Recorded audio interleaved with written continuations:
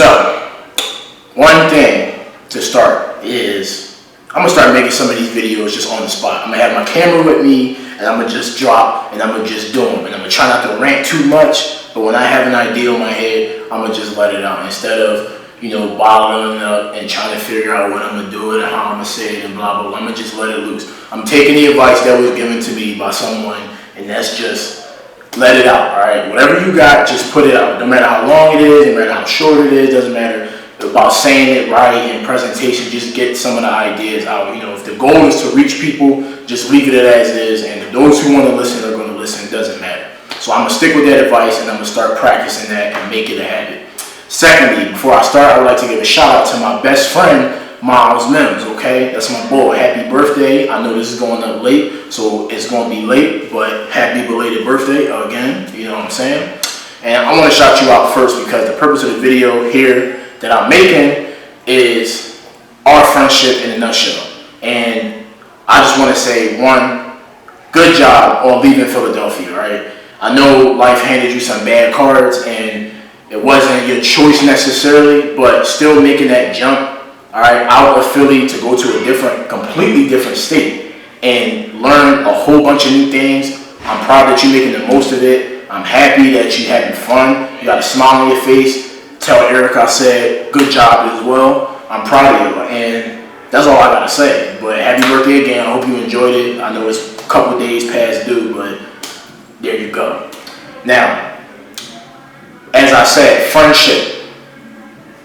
What I'm trying to stress here is the friends that you have around you, you need to consider why.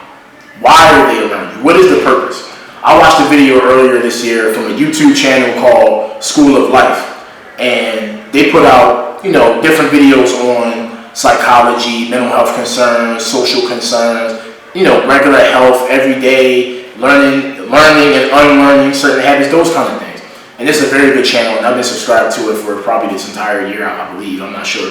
But that video, brought up a good point, which is why do you have friends?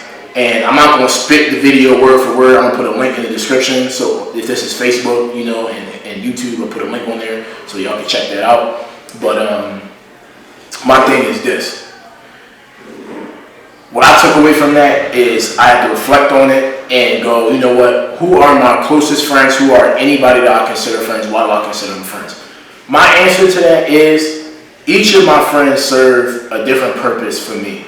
Not that I'm using them, and not that your friend should be using you, because that's another part of this conversation, but each friend can do something for me that another friend can't. What I mean is conversation-wise, opening up to them about certain things, talking to them about certain things. Certain music, some of my friends don't listen to, so I gotta go to other friends and talk about that music. All my friends are not deep into politics the way, I am, so I gotta talk to a certain friend about that. Not every friend watches what I watch, plays the games I play, do what I do, has done the things I've done in life. So I can't talk to certain friends about them. And on top of that, with those conversations, each person I had different memories with. In high school, in middle school, in outside of school, it doesn't matter. In the neighborhood, that alone is what makes me connect with so many or different people. I'm not going to say I have a lot of friends, but I'm not going to say I don't. I have a lot of people that I trust, that I know I care for, that I value our time together. So yes, you're technically a friend, but no, they're not priority people. And one thing I want to say as I go on is we need to stop this culture of, if you're not a person's priority, they don't F with you. That's dead and that's wrong and that's not even fair. Who do you think you are that your friend that's supposed to be your friend has to put you first in line before their family, before their needs, before their kids, before their activities and hobbies? It doesn't make sense. Stop demanding that out of people who are supposed to be your friends. So, everybody's favorite word is narcissism now, but that is a narcissistic thing to think. Why do people that's supposed to be your friends have to put you first? So, back on track. It's just each friend of mine plays a different role and always did. And some friends, it's like, they don't prioritize me. I know who hits me up and I hit them up. And even if I don't talk to them for a certain amount of time, it's okay. We also need to stop that part of, if they don't hit you up and they ain't texting you, then they're not important. Same thing all over again. But bottom line is the goal mindset. and I'm gonna keep it short. I ain't gonna go too much. The goal mindset, achieving things. You need to have friends that do have things they want to talk about, things they want to do, places they want to go. They want to be somebody. I'm not saying that you can't have friends that aren't that important. I'm not saying that, because who's your friend is who's your friend. However, if you are a person with goals and ambitions, you should have people that you can share them with. Therefore, that so-called friendship or bond doesn't start to foster jealousy and hatred and enviousness and all the things of that nature, because if they don't have things going on, they might not even personally hate you. Let me fix that.